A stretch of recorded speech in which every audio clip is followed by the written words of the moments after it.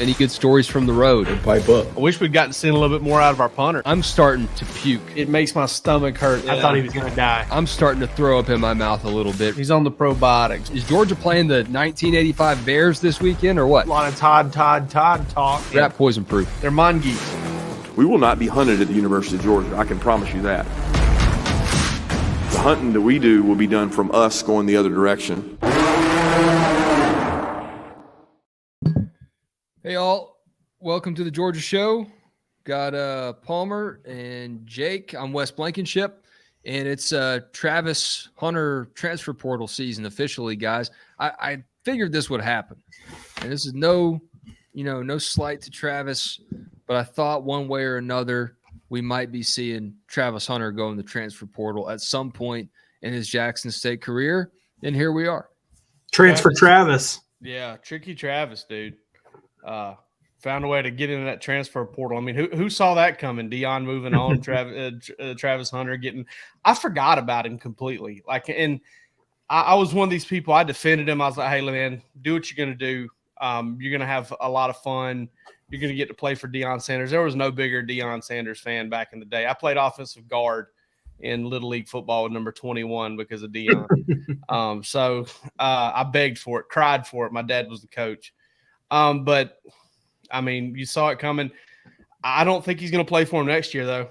I'll say that. We're going to probably get into some transfer portal talk. We're going to get into some transfer portal talk here. Right now, I would be shocked if two things happened. Travis Hunter ending up at Colorado, and one that I will talk about later. But I do think that if he ends up at Georgia, he'll play wide receiver.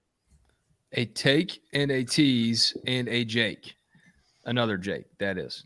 Jake Rowe also joining us. Very festive. Jake Roos. That's Jake Roos, Buck. Where are you, Jake Rowe? Where are you, Jake Roos? My bad. Where am I? I'm sitting in the brew room. It looks like he's at All Good. Yeah. No. Yeah. Should I go? Should I meet you down there? I'd be in much worse shape if I was in All Good. I promise you that. What do you get at All Good? I can't tell you how many times I've been to All Good with Jake Roos, and all of a sudden he'll just go talking about O-bombs, which is like this Red Bull. What is it? Red Bull Bacardi or drum. Yeah. Yeah. And then Roos just calls them bombs, and he'll get a few beers in him, and he'll go, "Bomb? You know, bomb? You know, bomb? You know, bomb?" And he just start lining them up for everybody. Next thing you know, you're jittery and drunk, and it's just a bad. All Good's missing my money. I can promise you that. Yeah, mine too, brother. I can't do the bombs after the beers. I cannot do a post-beer bomb. Otherwise, that's going to be a bad morning for me. But welcome in, Jake Roos. My apologies. Pulling a buck. You're right. Jake, what do you make of the Travis Hunter transfer portal decision? How surprised are you? Where do you think he's going to go? No, I'm not too surprised by it. And I think it's probably early to be venturing guesses as to what this kid's going to do. I said on the board today, the kid made the most shocking decision in the history of college football recruiting going to Jackson State. I mean, you can't take anything off the table with this one. So I think it would be foolish to go ahead and say, yeah, he's going to end up here. Now, will Georgia swing? Yeah, I think they will. I think that they'll step in. I mean, they were clearly involved last time. He took a couple visits that made big news. So overall, yeah, I think they'll give it a shot. Why not? I mean, Travis Hunter was an elite player. He proved in his freshman year he still is an elite player at the collegiate level. I think that Georgia would be foolish not to make a run, especially given the prior history. Now, Miami has been a team that's been kicked around as well, which is insane to think about given what they've done on the recruiting front as well. They're number 3 in On3's 2023 class right now. So, Hunter, if there's one thing I can rest assured of is that Travis Hunter is going to do what's best for Travis Hunter. He's not going to do what everybody thinks he should do because he's proven that that's not how he operates. Now, if he ends up with Deion, that won't be surprising either. And I think that that's a possibility. I don't think it's a foregone conclusion. I think like the human nature side of this tells me that that's where he's going to go. Like I can't wrap my mind around him going anywhere else because it's recency bias. It was just a year ago.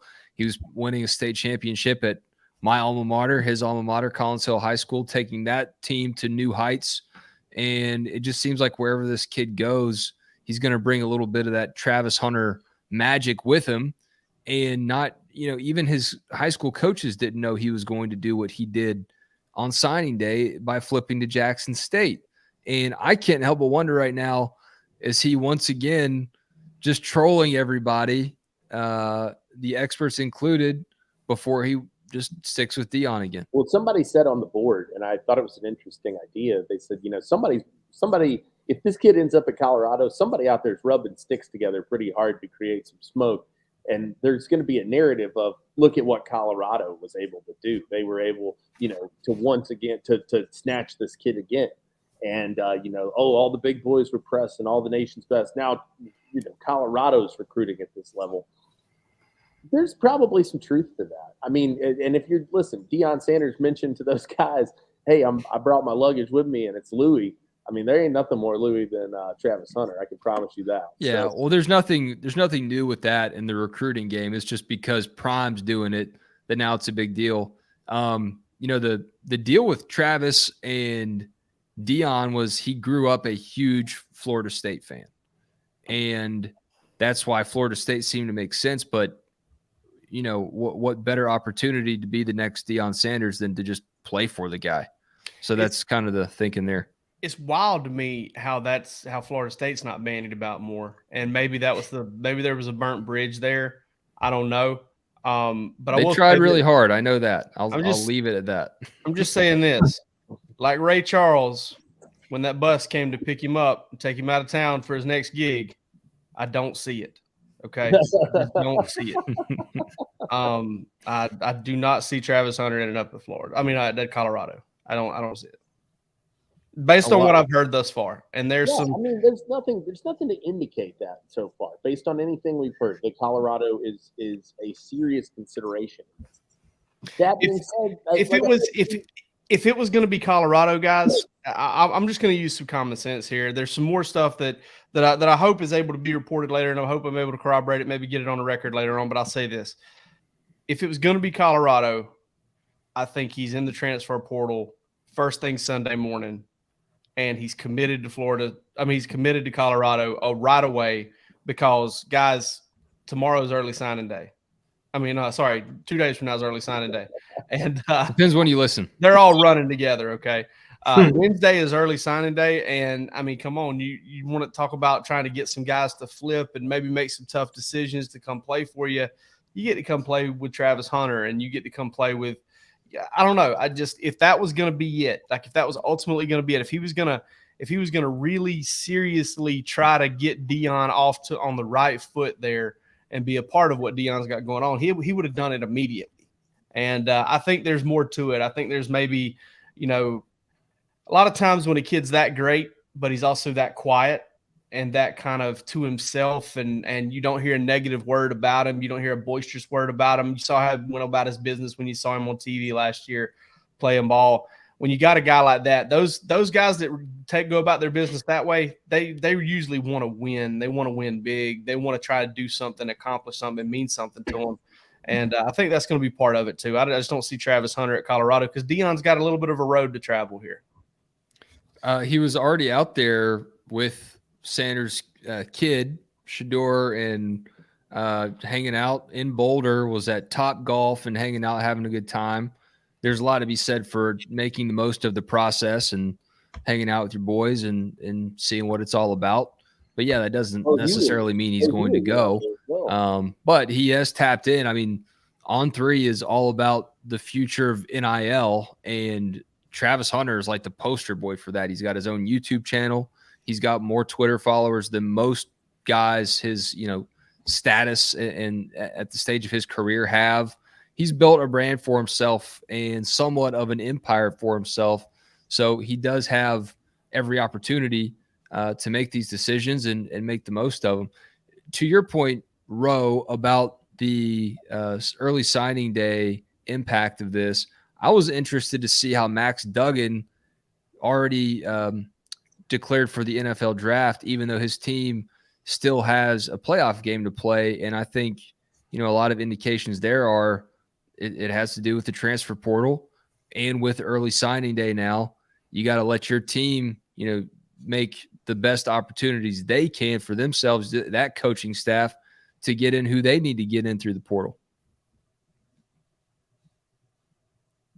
Can't hear You're muted. Salient point. I like Old that. man. I think Roos called it Papaw one time. Papaw over here trying to do a YouTube show. Oh, Chip How do you- Towers over here. Yeah, my man Anthony Dasher over here. By the way, love those guys. I hope you're watching. No, we all do. We all want do. to go fishing with Dash as soon as I can. Listen, I don't know, man.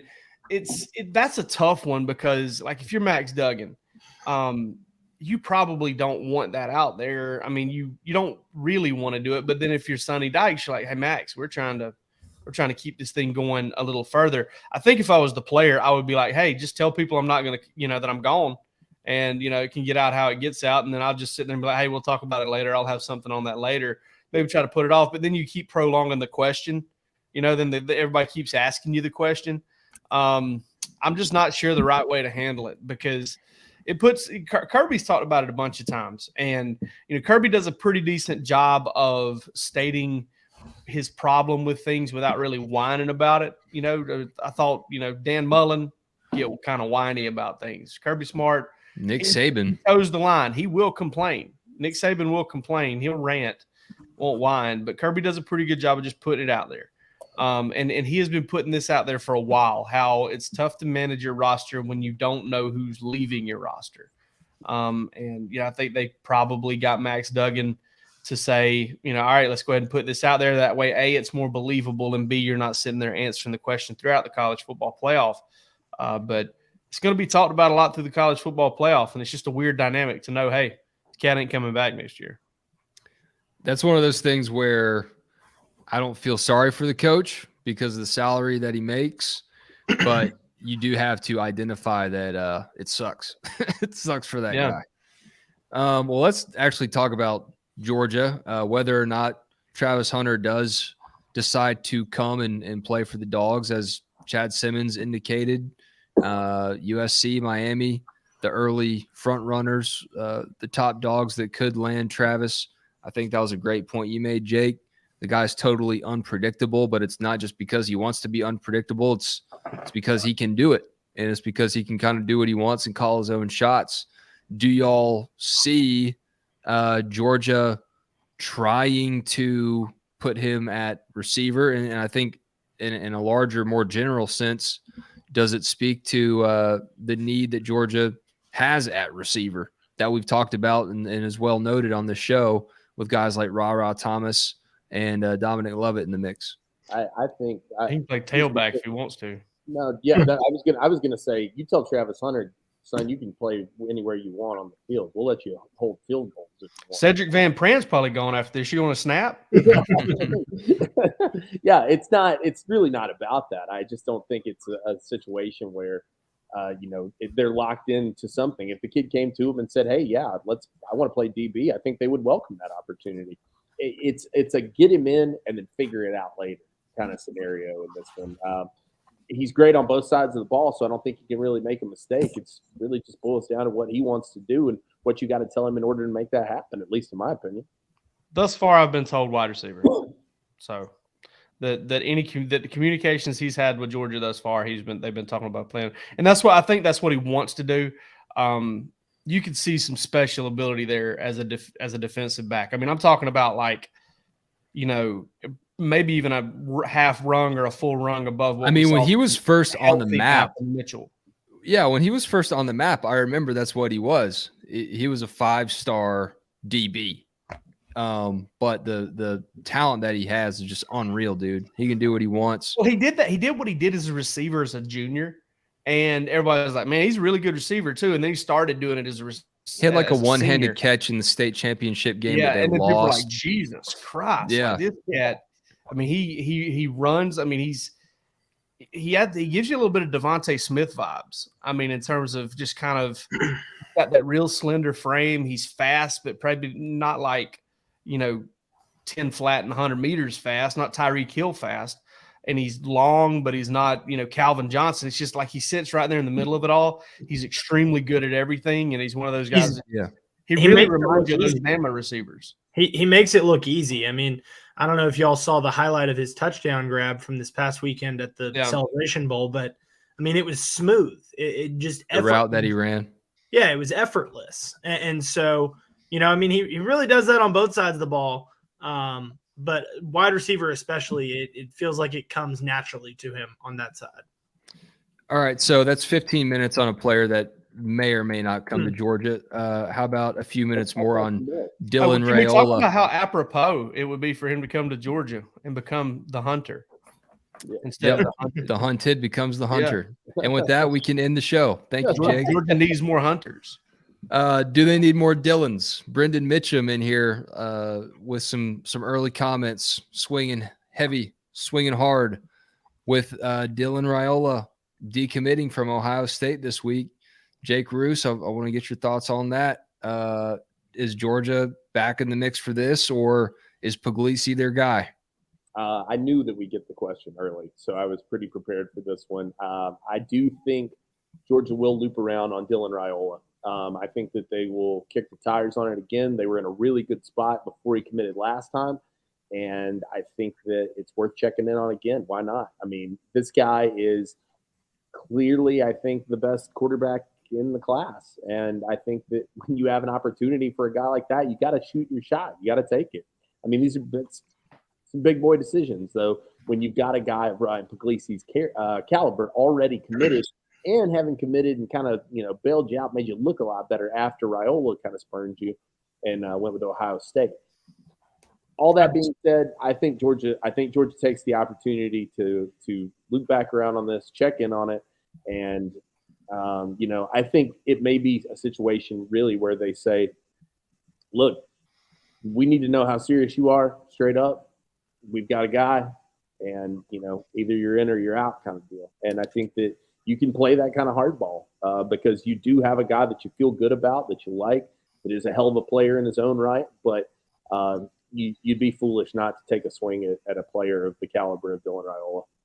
I've got a galaxy brain take on this one. So I'll Jake, if you want to go first, I'll leave that out. It's funny you say galaxy brain thing because I was about to say two words: voodoo mind tricks.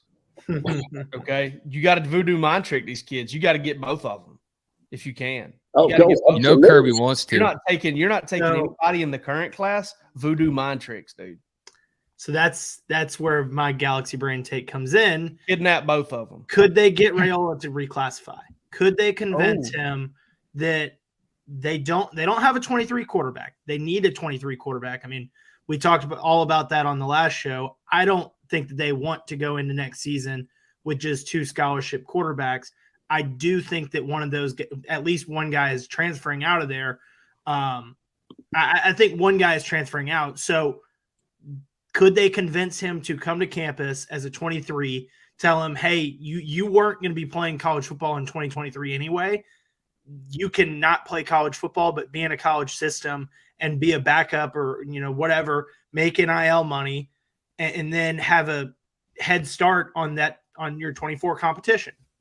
Folks, his Twitter handle is right under his face, so you can send all complaints to Palmer Thomas when these rumors begin to fly all over the place about Dylan Raiola. That is a Palmer idea. That is not a Palmer report. I have not. Yeah, and I love the idea. I love the thought behind that. I don't even know how that works. So if they can do it, then no one knows how that. Yeah, Quinn Ewers did it. Obviously, Marcus Washington's son did it. Is his name Marcus too? It is Marcus Washington. Yeah. And then what's his face? Tony Grimes from North Carolina did it. Yep. I will say this though, like unless he's an older kid, like unless he's like JT Daniels was when JT Daniels reclassified. When JT Daniels reclassified, he was a year ahead of where he was supposed to be. So he went from being an old, would have been an old senior to a young freshman, at USC or maybe an on-time freshman at USC. So, I mean, unless he's a little bit ahead, I don't know that I would do that just kind of as, I'm teaching Dominic Raiola how to parent here. But I'm bring it on, dude. I'll face you head to head right now. No, he would twist me up. Oklahoma drill for parenting. Dude, Yeah, this show could not take a better turn than for Jake Rowe to be fighting recruits' dads once a week. Dude, I would look like a busted sausage on a grill. By the time those dudes got.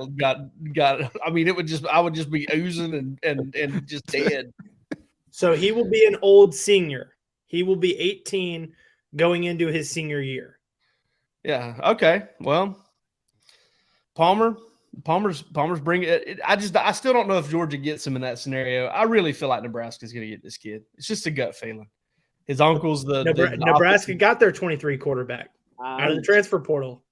Yeah. They would throw that kid. They would throw that kid into the fire. They would put him in front of a train if Raiola wanted to come. I mean, they would put him in a cornfield if that's what it took. Matt Rule would bury him under the stadium. I mean, there's no casino style. Yeah, there's no question. I mean, if I don't know. Georgia Tech fans think Jeff Sims is the next coming. Start that class off, or to start off his tenure by landing a kid like this, he would do anything possible. There's no question in my mind. Well, and we talked about how him and Arch Manning were kind of the two guys at quarterback, and Georgia went in on Raiola and missed out on Arch. He could have that same effect for Nebraska early in Rule's tenure. I see, Roe. I think you said it about Travis Hunter, though, is what I feel about Raiola. A guy of this stature, of this caliber, wants to win, and he wants to win big, and he wants to win throughout his career. You're not going to do that in Nebraska. Nebraska is in a rebuild. There's no question. They're down the tank right now. I mean, but when you're talking about a legacy there, and there's a little bit of emotion to play on across the board, and you could sell a kid, hey, you're the difference. You're what we've been missing. That kind of thing. You can be the best quarterback, like real deal quarterback in Nebraska history, because God knows they've never had like an Taylor Martinez says, "Hold my beer." General quarterback. Well, you know nothing of Tommy Frazier. Okay. Tommy Frazier got me put on ESPN, but got me a little 1 minute segment and me explain that. I forgot about that. Yeah, they did that. They did that anniversary of college football, and we did some interviews down in Destin at SEC spring meetings, and they asked me, "Hey, what was it, like a 30 for 30?" No, it was just these little blurbs. They did like one a day there for a long time. I can't even remember what exactly they called them, but they had us come to this like sketchy little hotel room at the Hilton. That's how they do it. There was a black couch and one guy. Black couch.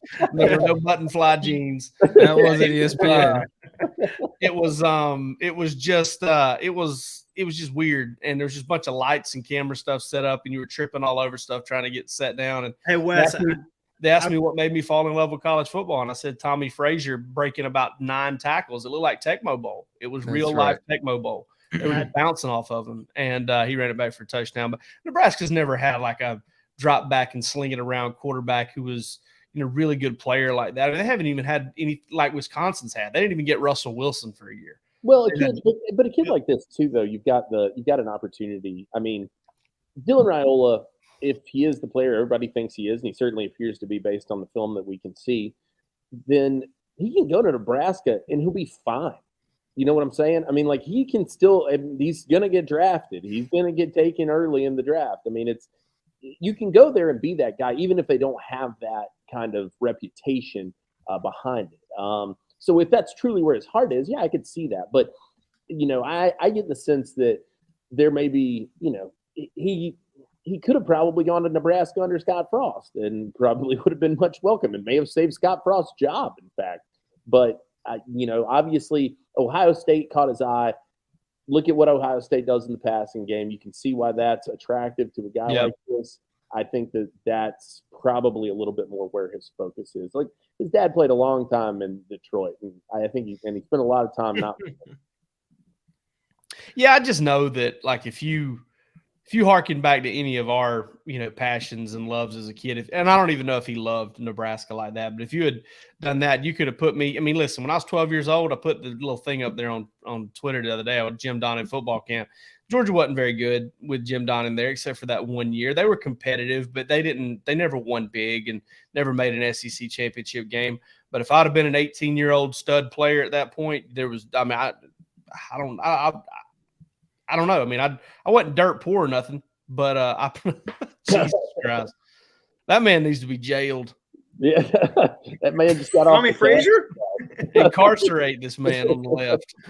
Frazier's spectacular Fiesta Bowl play, a vivid memory for Roe. Yeah. There you go. You gonna hit play on it or what? It's just a screen grab. I okay. tried to play it. It threw like 5 different ads at me at the same time. Hey, they've been making money off me, man. Started to have a stroke. Yeah. ESPN needs to cut me some residuals.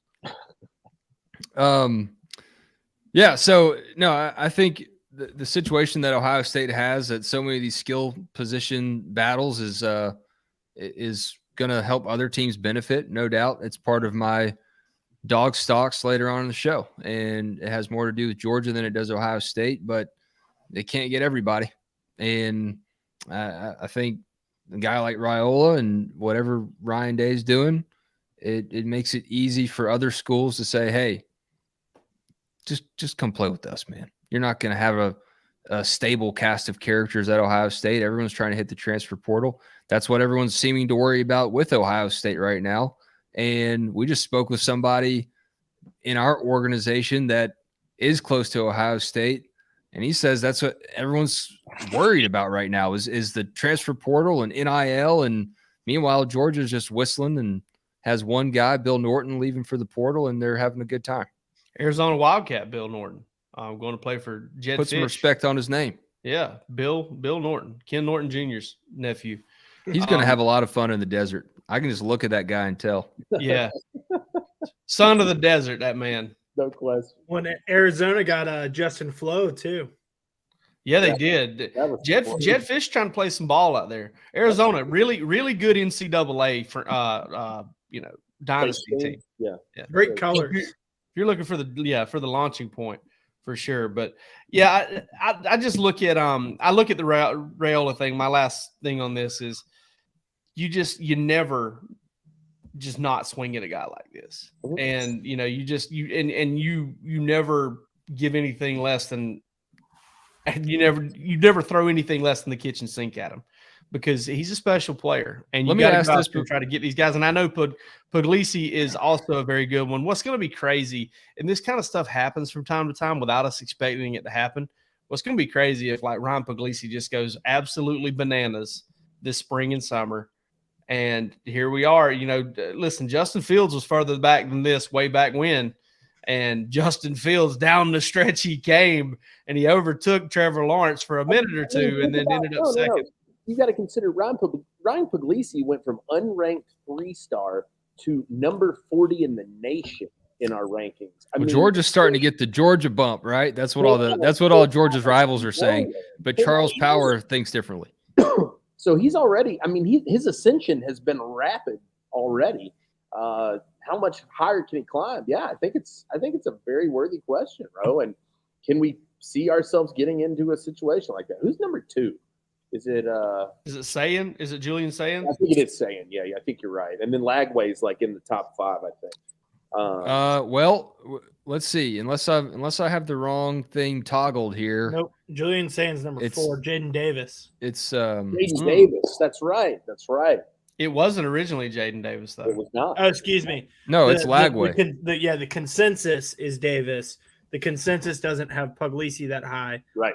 Because, it's Lagway for the on 3. Okay. So you're looking at the consensus doesn't have him that high because nobody is as smart as Charles. Right. Power. Right. Charles Power is the smartest man in the world. But you're looking at, you got Georgia, Florida there, 2 and 3. Yep. 3 and 2. Yeah, consensus has Puglisi at 11.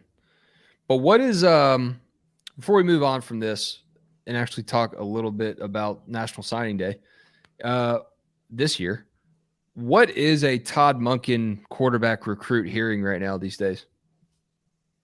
in a post Stetson Bennett world?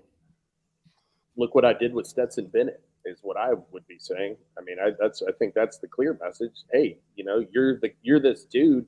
Well, we found this guy off of the. I mean, let's call it what it was. I mean, Stetson Bennett. Everybody knows his story. We pulled the guy off the scrap heap and we turned him into the national championship winning quarterback. So yeah, they'll probably redact the parts where they're like, yeah, we tried to run him off like 3 times. Yeah, sure. Kirby's going to get that one taken down. He was a model immediately. citizen and a nice guy, but we just really tried to get him away from here as quick as we could.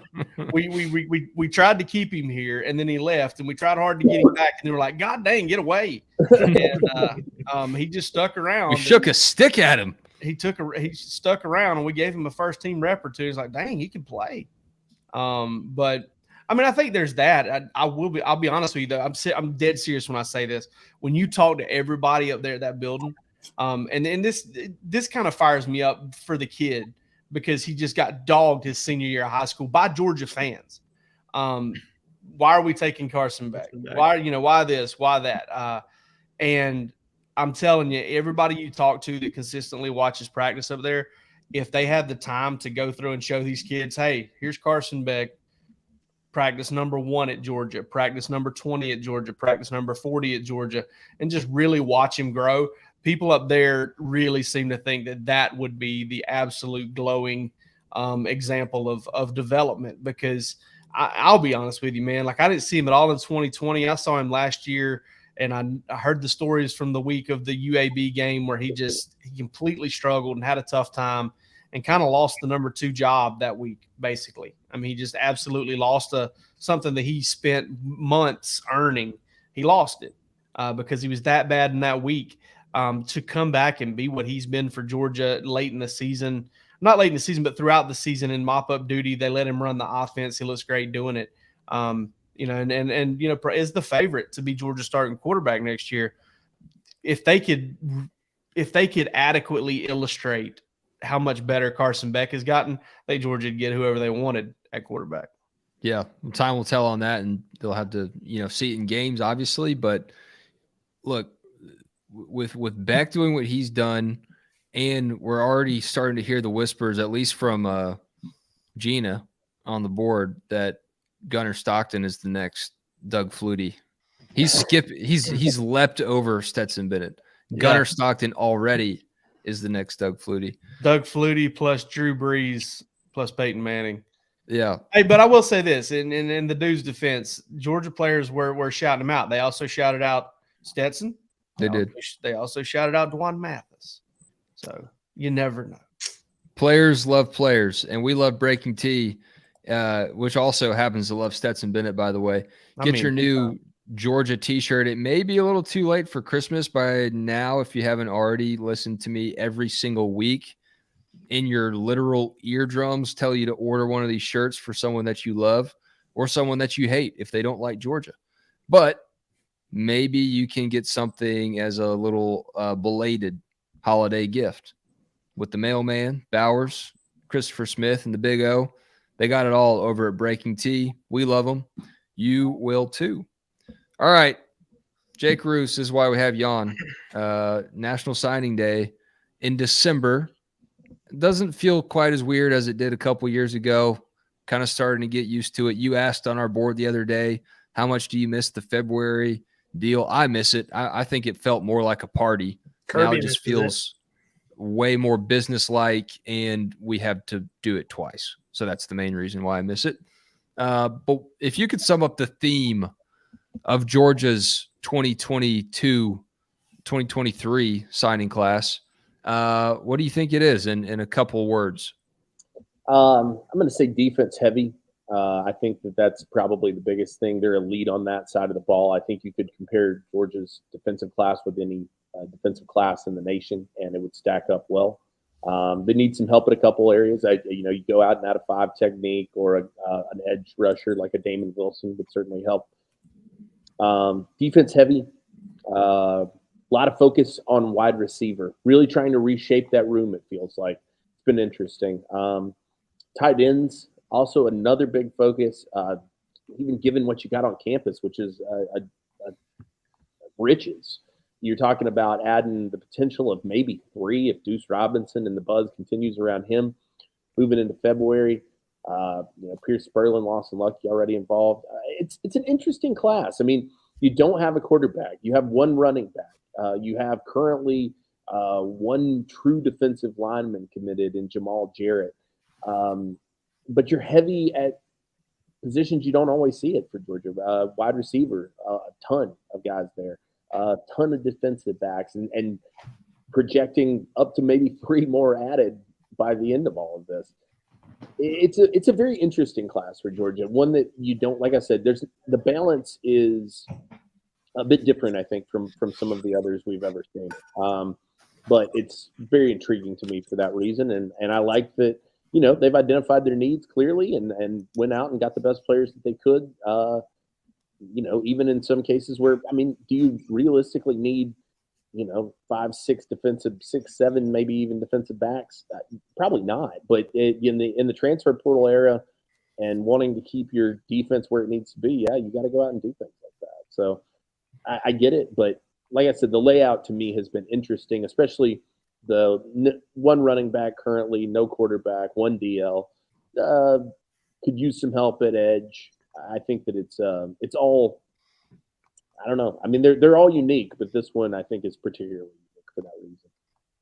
Man, how about Monroe Freeling with a $148,000 estimated NIL value? Yeah, how about Monroe Freeling? I think going to be one hell of a player. I really, really like that kid. I think he's a stud. Number 57 overall in the consensus, number 27 for on 3 though. And I think that we may be a little bit closer to accurate. 6'7", 6'8", 290, big into yoga. Hooked on a Freeling. Yeah, I mean, yeah, that's like what? That's like he's not quite as large weight wise as Ben Cleveland, but imagine if Ben Cleveland had been into yoga. Well, Ben Cleveland was a little bit cereal with his toes. Ben Cleveland was a little bit more flexible. He might have gotten drafted a little bit higher. I really don't have much else to say about Ben Cleveland. There's only so much stretching you can do to muscles that have muscles. Yeah. The mountain from Game of Thrones. So we do have a little bit of a surprise potentially brewing here in the defensive secondary. What do we know about this decommitment today from what is it, Kyron Jones? Yeah, out of Charlotte, North Carolina, up there, Chris Peel territory. So the Dogs have been able to get up there a few times. Obviously, not often you see a school go up there and get 2 really good players, and they don't come from Butler or Mallard Creek or something like one of the they've got a lot of really good public school football up there, or where Weddington or somewhere like that. Or Charlotte. One of them goes to Charlotte Christian. Is that right? Yeah, that's Jones. Providence Day Academy is where, or Providence Day School, whatever it is where Chris Peel is, and that's where Jaden Davis is playing as well. I mean, they got a hell of a squad over there. I believe Jeb Blazevich went to Charlotte Christian, if I'm not mistaken, but I could be wrong on that. Kyron Jones, though, definitely now firmly in the crosshairs for Georgia. They've wanted him for several weeks. Considered an athlete here. North Carolina State considered him a running back. Georgia considers him a defensive back. And Chad Simmons wrote that was pretty compelling for the young man, that they wanted him a defensive back, primarily because it felt like he could maybe extend the longevity of his playing career and a little bit less wear and tear in the secondary as opposed to running into people for a living. So I think that definitely a guy you need to watch. I think Georgia clearly, as you can see on the RPM right there, the odds-on favorite, and have been battling with Nebraska here. The Cornhuskers do feel that they have some momentum there as well. Just came off of an official visit with them. But Georgia, I think, sitting in the catbird seat, kind of hard to see that not being the case as of today at the recording of this. The Fran Brown effect. Huge. Can't be underrated. I mean, we're talking about a situation here where Georgia could potentially finish with 3 defensive backs if they get Smoke Bowie, if Daniel Harris comes back around, which we think is possible as well. At this point, I wrote even early this morning that Man, I thought there were 2 spots for 3 guys. Now I think it's possible that you do see all 3 guys in this class. You get a defensive back. You get a defensive back. You get a defensive back. Insane, man. I mean, insane. They've done a killer job, and a lot of credit is due to Fran Brown for his first cycle with Georgia. I think he's done an outstanding job. All right, so I've been over here doing some counting and comparing. So right now, Roos, you said this class is defensive heavy. Right now, they've actually got more offensive players committed, 12 on offense, 10 on defense. Quality, though. Quality, you're right. Absolutely heavy on the defensive side of the football. Plus, like you said, there's the names that we're watching, especially this week, are all defensive side. Georgia's last 2, their class of 2022, 2021, both have been more players on the defensive side. You got to go back to 2020 for the last time that Georgia took more players on offense. And that 20 class would have been Burton. Yep. Rosemy Jackson. They took 16 offensive. Not no, Bowers would have been in 21. Yeah. But they took Washington, Darnell. Yep, they took 16 players on offense in that class. Carson Beck, a lot of offensive linemen. Yeah, I mean Milton, Dejon Edwards. Yep. And then they also took the 4 wide receivers, or the 6 wide receivers, 5 wide receivers, because Ladd jumped in there late.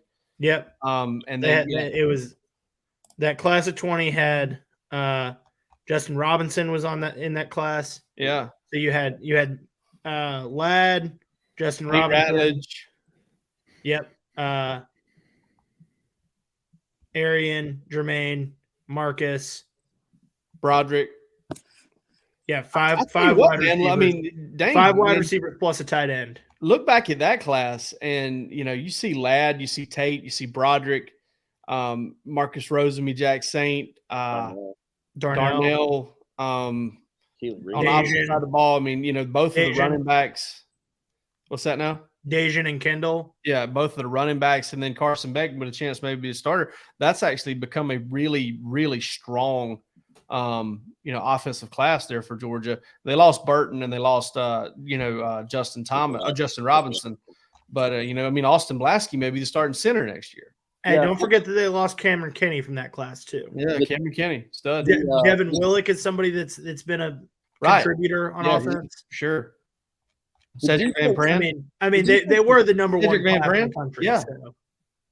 The defense is doing heavy lifting this year, though, in terms of, you're not anywhere close to number 2 without the defensive guys that they have. It's not like they've blown it out of the water in terms of the offensive guys. In terms of the highly ranked ones, Monroe Freeling's your top-rated offensive commitment. I believe after him is Tyler Williams.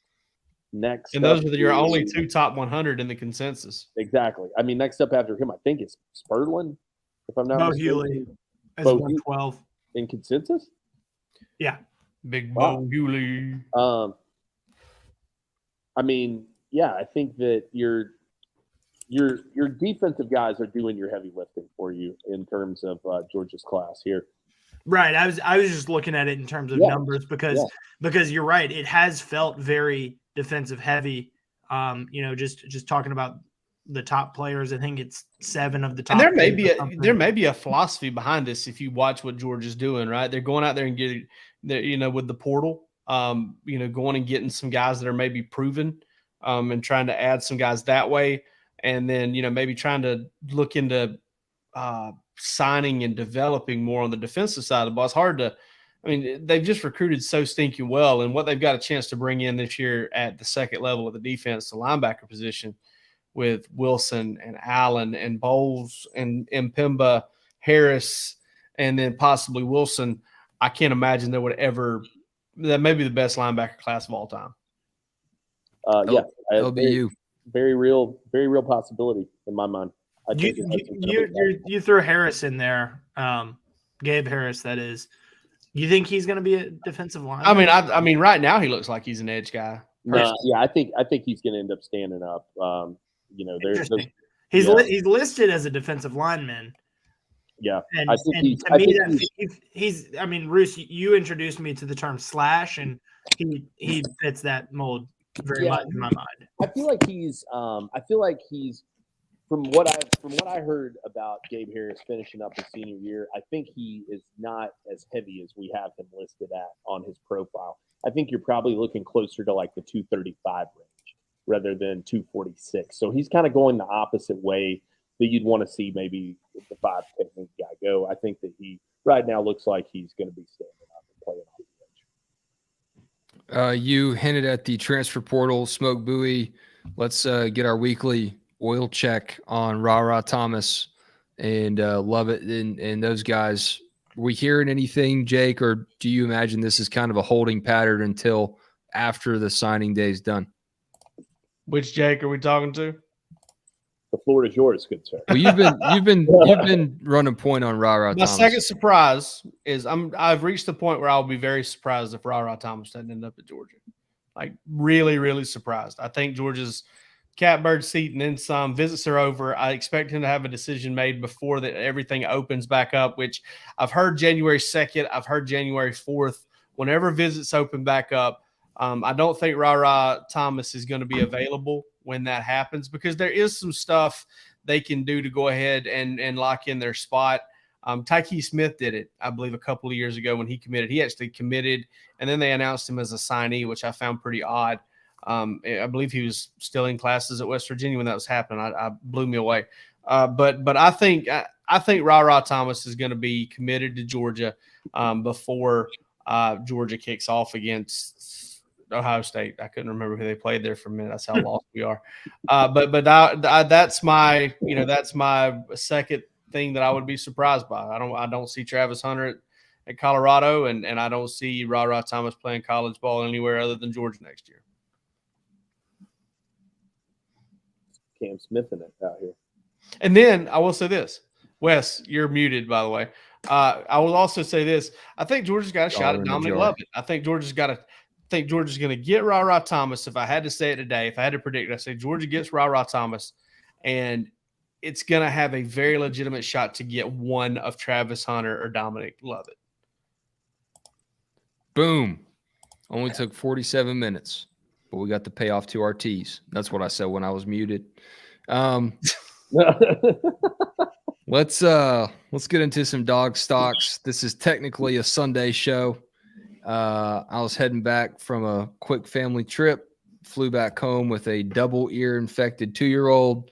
Jake Rowe, you started your week with a nail in your tire. So stock down on us right now. Dude, that nail, I was riding down the road. Let me pull the picture of this bad boy. It flew out of the tire. I heard it go boom, boom. And then all of a sudden, that little do-do-do-do-do-do-do-do that I was hearing going down the road stopped. And then I watched the tire pressure just fall from like 34 to 33 to 32. And I knew the gas station I was trying to get to. I couldn't get there. And I had to limp into the finish line and change a tire with shorts on. Suboptimal is all your tweets. That's like an 18 gauge. I know, dude. I don't know what happened. I don't know where I've moved to over here in Jefferson. They just roll stuff like that out there. Look at that. It's got a washer on it. It almost looks like it's part of the tire. Yeah. It's just holding it in there. Did my wife put that in there? Is she trying to collect her Woodman insurance? No, man, I tried to make it, and then I didn't. I ended up having to lay on the ground at like 7:45, 8 o'clock this morning in a Chevron parking lot, skimp my knees up because I wear shorts all the time, and it was 25 degrees. It was 25 degrees, and it was just this bad day, bad start of the week. Well, it's good to get used to it now because it's not getting any warmer this week. It doesn't seem like. I'll say stock up, guys, on National Signing Day for Georgia. A lot of people kind of minimizing the impacts, minimizing the effectiveness of these signing days now because of the transfer portal. And, I think in a lot of schools situations that may be the case. And look, Georgia's success has a lot to do with the fact that Bill Norton is the only guy in the portal for Georgia right now. Obviously that is a cause and effect scenario with Georgia having a chance to win another national championship. But Georgia's signing day classes do matter. They do go into the portal, and they do use that to underscore some of the guys that leave or maybe supplement some of their classes. But I'm going to say stock up comparatively on Georgia's signing classes, because it seems like for right now, they're finding a way, just like the nail in Jake's tire, to hold things together while other schools are leaking a lot of air right now.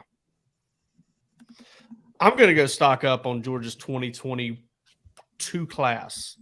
And I say that because Georgia's got a chance to right some wrongs here with a couple of in-state guys that got away, Smoke Bowie and Travis Hunter. I think if you look back at that class, I think there are going to be some defections from this class too.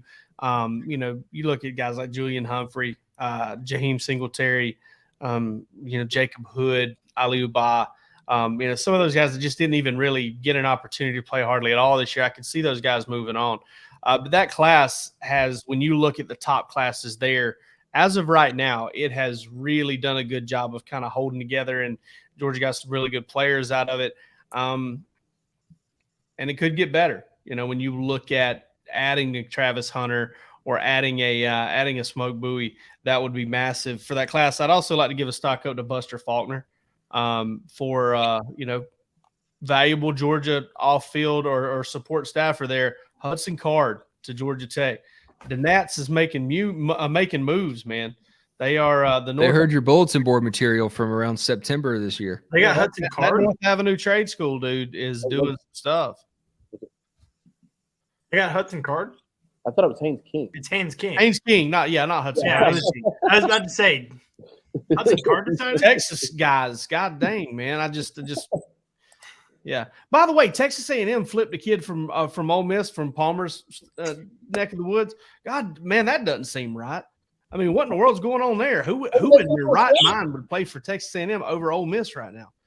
Ask Marcel Reed what's up with him, Palmer. I like Marcel Reed, man. I think he's a good player. Roos, you were always high on Marcel Reed. I really was. I like him. I like this film.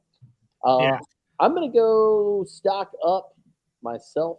And I'm going to say stock up on a potentially quiet signing day. And I may eat those words. I probably will. That's normally how it goes. But seems like wishful thinking, Jake. It does. But I'm telling you, there haven't been a lot of back channel secret names being floated around. The names that we presented over at DawgsHQ are the names that you need to be following. I mean, it's not like, can guys pop up between now and then? Absolutely. No question about it. I think that there's a chance that we get through this one with pretty minimal drama. I'm not going to say none, because that's just that's not possible. But minimal, I would say it may be doable based on everything we've heard, kind of through the weekend, coming into this week. I think that Georgia's in a really nice spot. Like you said, Wes, they're holding things together, and I think that's a good sign for them. I'm certainly knocking on wood that it's going to be a quiet one. Those are always my favorite. What is the most surprising, LOI that came through the fax machine in the last 5 or 10 years? You don't have to go through your whole career, but someone, maybe a name that still has a little bit of relevancy. Oh gosh. I think back was Tate Crowder. Tate Crowder was kind of a surprise, right? No, he wasn't a signing day surprise. He was like a night before signing day surprise. Yeah. Bennett in 2019. And the funny thing about Tate Crowder is I remember, everybody freaking out. 2-star running back is what he was. And I think even one service had him listed as a receiver. And it was obviously because Georgia had missed on a running back. I can't remember who the running back was, but they had missed on a running back. And I just remember being like, hey, listen, man, this cat plays running back. He's 6'3". He's 220 pounds. Just figure it out. Just, he's a guy that can play multiple positions for you. Let's see what happens. Put him on special teams and win the Rose Bowl. Yeah, put him on special teams, win the Rose Bowl. Butkus Award semifinalist, Mr. Irrelevant, multi-year starter in the NFL. Good for him. Dude, so there was the Hunter Atkinson deal or whatever his name was. There was that deal one year. I remember Russ Tanner walking up to me in the Blind Pig and being like, yeah, it's happening, man. If I'm not mistaken, that's the very first signing that I ever worked. And I think I was interning with you at back then. And Russ walked up to me at the Blind Pig. It's happening, man. And Russ is the dude. I love him. The most surprising one ever, though, and some old Georgia fans will remember this one. Aaron Scranton, okay, defensive end out of Buford, 6'6", 225 pounds. He played in the Georgia All-Star game and had like 6 sacks. He terrorized everything and everybody. He was committed to Arkansas. He got letters of intent on National Signing Day, and when the Georgia he had the Arkansas one in front of him, and then when the Georgia sent its thing in, and when they walked in, they opened it up. They said, "Hey, this is from UGA. It's a letter of intent." He wrote, "No thanks," on his Arkansas one and faxed it back to them and signed with Georgia. Now, he never got to a season of college football because they found a samurai sword in his dorm room and kicked him out of school. And I eventually ended up. I was in a van one time. They were. Oh God. Kill Bill Volume 3. Dude, Bruce's reaction, I couldn't even get through it. He just lunged. I thought he was going to come through the camera on me. I was selling AJC newspapers door to door in college, and I started talking about, there was this dude, crazy guy named Aaron Scranton. He had a samurai sword, and his cat was sitting over there. He goes, "Yeah, man, that's me." I said, "What?" And he goes, "Yeah." He said, "It was a katana." No joke, man. And he was at the time. I mean, the katana. What a nickname. Obviously, he didn't shrink. He was still about 6'5", 6'6", but he was probably 190, 195. And I was like, "Man, I'm sorry." He goes, "Oh man, I am kind of crazy. Don't worry about it. It's cool." But at that point, I got real sad that I didn't get to see Aaron Scranton. You just see the rear view mirror. He just tilts it back to make eye contact with you. I still got it in my van. So, am I wrong, bro? You might have to help me remember this one. Wasn't Nadab Joseph a signing day guy? It happened. No, I think it happened. No, maybe it did. It was super close if it wasn't. And that was one that was really wild. That was a surprise. Georgia announced it and kind of surprised everybody. That's right. But it ain't like Georgia won a big. It's not like Georgia won a big battle. The way I heard that one going down was Alabama knew what was going on, and James Coley thought he knew what was going on and thought that we're going to take him and we're going to get him there, and there was just absolutely positively no way academically that they were going to be able to make that work. Yeah, I just remember being really surprised when that one came through. Because him and Tramel Walthour in that class of 2018. That's right. Yeah. Now, Nadab Joseph. And Tramel Walthour, I mean. That one was just one of those that wasn't really on any radar. It wasn't like kind of like out of nowhere. Tramel Walthour should have enrolled that year. He was a qualifier. He got pushed to JUCO. We won't talk about it. Yeah. Stop. Huh? Wasn't that happened to Devontae too, didn't it? It did. I think it happened to Devontae over at Akil Crumpton personally, but we won't talk about what Akil Crumpton has become famous for in the last year or so. All right, Palmer. On that note, some stocks, man. Bodies. I forgot we were even doing. We need some white collar crime in here, Scott. We need to get. We need some basketball, Palmer. I was gonna say you mentioned white collar. I'll give you Mike White. Wes hinted at it. No. Wes hinted at it in the preview tweet. So I knew Palmer was going to come through. I have to fulfill it. Dogs 77-62 victors over Notre Dame. Biggest win of the Mike White era so far. First Power 5 win. They are now 8-3 on the season. 2 games left in non-conference play. I don't think I put it out there anywhere, but I thought that they would go probably 7-5 or 8-5 in non-conference play. Now I'm looking at it, thinking they should win these last 2 games. So 10-3 non-conference, way better than their entirety of their season last year. Big win over Notre Dame. I mean, Georgia got a big win last year over Memphis. They beat 2 tournament teams. 3rd of their 6 wins were over tournament teams. But I really do think this Mike White led team is playing a lot better basketball. They looked like a good basketball team. Yes, last night against Notre Dame. Not a great one, but a good one. One that should give Georgia fans something entertaining to watch in January, February, and into March. Potential tournament team, Palmer? The NIT is a tournament. The They've also got one lower than Ken that, Palmer Toms. Yeah, kid. Hey, listen, I'm gonna channel my inner Brandon Adams here and say, University of Florida, Miami stole Kwamani McLean from you. Miami stole that big offensive lineman from you. Somebody stole a running back from you here recently. I think Miami did that too.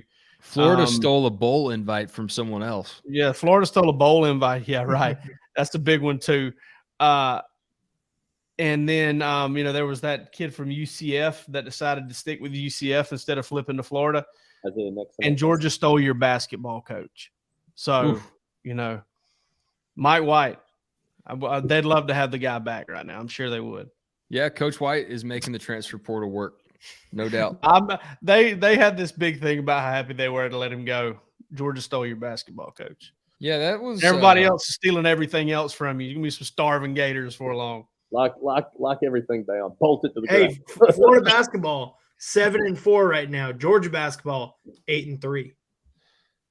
There you go. That's all the proof. That's all the proof you need. Go Gator. All the proof you need. All that Tom Crean recruiting paying off. Guys, no, other schools are getting the benefit of that because all those guys are gone. Guys, sign up for DawgsHQ. Obviously, signing day is coming up. What's up, Matthew C? Joining the show as we wrap up. But you can go back and watch it later, of course. Thank y'all for sitting through this and enjoying and engaging with us. I know it was a weird night. Normally we do this on a Sunday, but a little bit of scheduling conflicts. Someone said it was because of Yellowstone in 1922 or whatever the year is of the show that they have out there now. I can't even. I don't watch evening soap operas, man. I'm not going to blame any of that. Just holiday scheduling is all it was. But we're back, and we will be back Wednesday. We're going to do a signing day live stream that morning from 10 a.m. until noon, keeping up with the LOIs that come through and letting y'all know what's what, who's in. Have a rotating cast of characters, including these three knuckleheads here, a couple others perhaps, telling you how the dogs are faring. And then we'll be back, as we always are, live on Wednesday night after the dust settles to kind of recap the day, see what Georgia still maybe needs in the transfer portal, if there were any big surprises, what happened. So don't miss that. 2 opportunities to tap into the live buzz of a Georgia Bulldogs signing day, and it should be a good one. A lot of free content there, but obviously a lot of premium stuff as well, leading up to, during, and after this early December signing day. Guys, appreciate it as always. We'll catch you on Wednesday. Get some rest. Get all the nails out of your tires. Drink some Pedialyte. And we'll get going on Wednesday for National Signing Day. Thanks, fellas. Peace. Uncle Glenn.